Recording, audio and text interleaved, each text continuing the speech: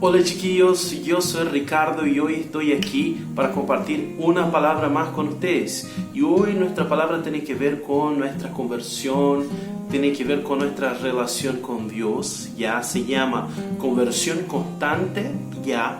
Y bueno, ya deja tu like, comparte este video para muchas personas para que también a través del YouTube el Evangelio sea conocido. Y ahora sí vamos a la palabra.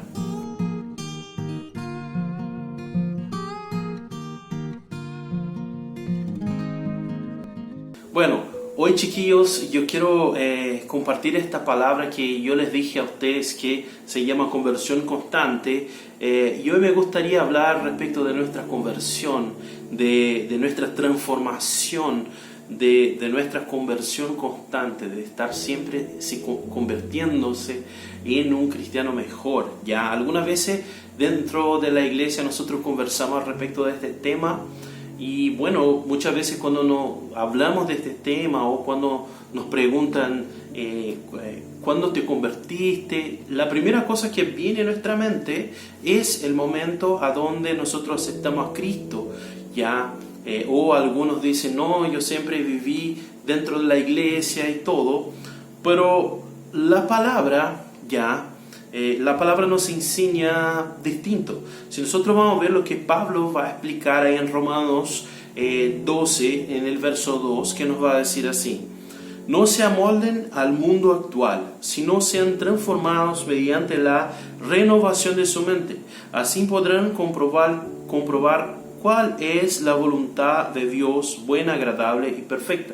Ya nos va a decir así, nosotros vamos a entender que la conversión es más un proceso constante. ¿Por qué? Porque acá él está diciendo no se amolden a este siglo, no se amolden a esta cultura actual, sino que estén siempre transformando la mente. Y esta palabra transformando ahí, ya que tiene en este texto, es en el griego es metanoia. Y esta palabra es una palabra interesante, ya esta palabra en griego para conversión y todo, para transformación, es una palabra interesante porque ella es bastante usada en la Biblia. La verdad, la palabra en el Nuevo Testamento, esta palabra es bastante usada. Y ella sirve en nuestra lengua para distintas traducciones en la verdad. Ya, por ejemplo, la palabra conversión, ya, es traducida por metanoia en el original, la mayoría de las veces que es utilizada. Transformación también. La palabra arrepentimiento también es esta palabra. Entonces, conforme el contexto de lo que se está hablando, se entendía que era arrepentimiento o transformación o conversión o otras tantas palabras, ya, pero esta palabra es una palabra muy utilizada. Y aún nosotros vamos a tener algunos historiadores de este tiempo de la Biblia que van a decir que esta palabra incluso era usada por el ejército romano, ya como un comando para los batallones de soldados. El general gritaba metanoia, entonces el soldado sabía que si él estaba yendo a una dirección, él daba una vuelta de 180 grados y volvía hacia la dirección que él estaba yendo. La verdad es que esta palabra representa más que un momento en nuestra vida, más que un momento específico en nuestra vida, sino que ella representa un proceso en nuestra vida, ¿ya? Y esto entonces es interesante de entender. Entonces, en la verdad, el entendimiento de que hubo un momento, en que el momento que nosotros aceptamos a Cristo, el momento de nuestra conversión, es un poco distorsionado, este entendimiento. ¿Por qué? Porque de hecho nuestra conversión empieza en este momento. Ya todo cristiano tiene que pasar por un momento a donde él decide que va a entregar su vida a Jesús. Pero nuestra conversión empieza en este momento y después se desarrolla en un proceso de transformación constante, de conversión constante en nuestra vida. Entonces vamos a entender un poquito al respecto de eso.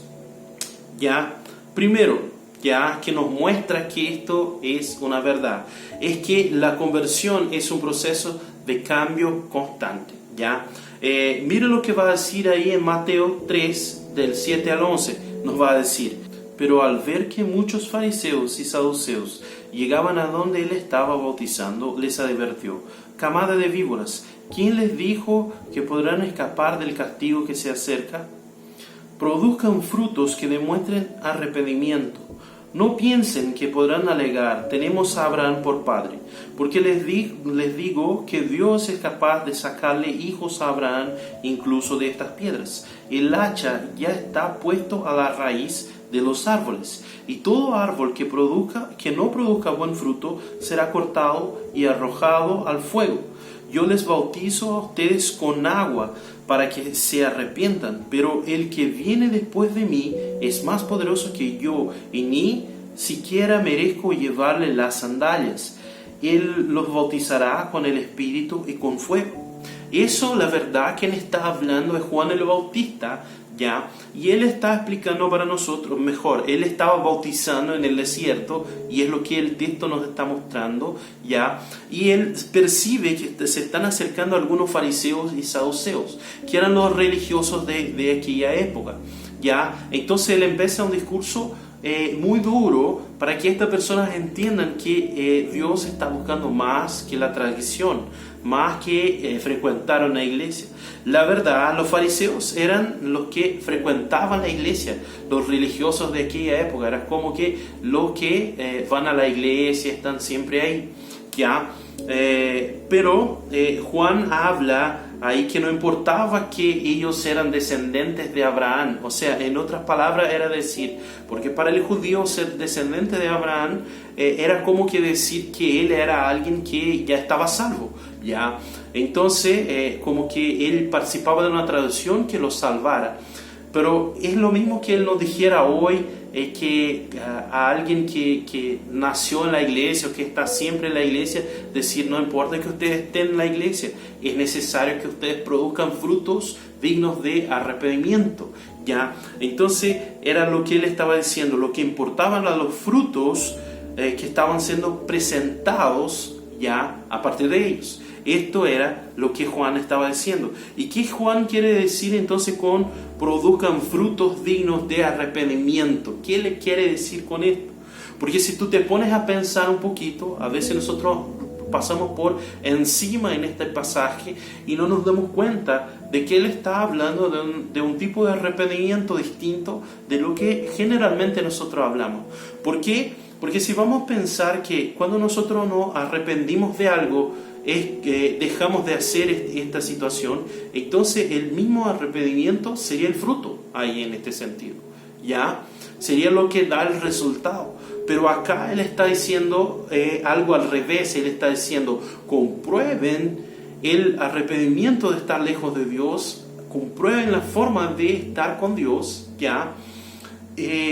Comprueben eso a través de los frutos que están siendo generados por este arrepentimiento. Y el cambio diario lo muestre que ustedes están arrepentidos de estar lejos de Dios.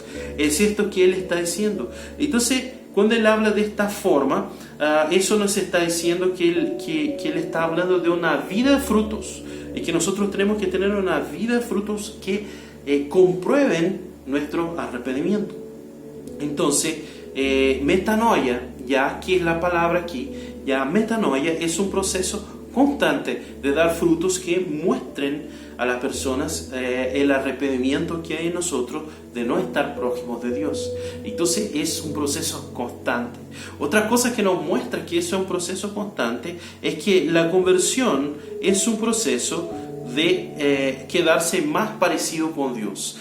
Ya, mira lo que va a decir ahí en el texto de 1 Corintios 2, del 12 al 16. Nos va a decir así: nosotros no hemos recibido el espíritu del mundo, sino el espíritu que procede de Dios, para que entendamos lo que por su gracia Él nos ha concedido. Esto es precisamente de lo que hablamos, no con las palabras que enseña la sabiduría humana, sino con palabras que enseña el Espíritu, de modo que expresamos verdades espirituales en términos espirituales. El que no tiene el Espíritu no acepta lo que procede del Espíritu de Dios, pues para él es locura, no puede entenderlo, porque hay que discernirlo y espiritualmente. En cambio, el que es espiritual lo juzga todo, aunque él mismo no esté sujeto al juicio de nadie. Porque ¿quién ha conocido la mente del Señor para que pueda instruirlo? Ya es esto que está diciendo ahí. Y bueno, ¿qué Pablo ahora en esta vez nos está enseñando?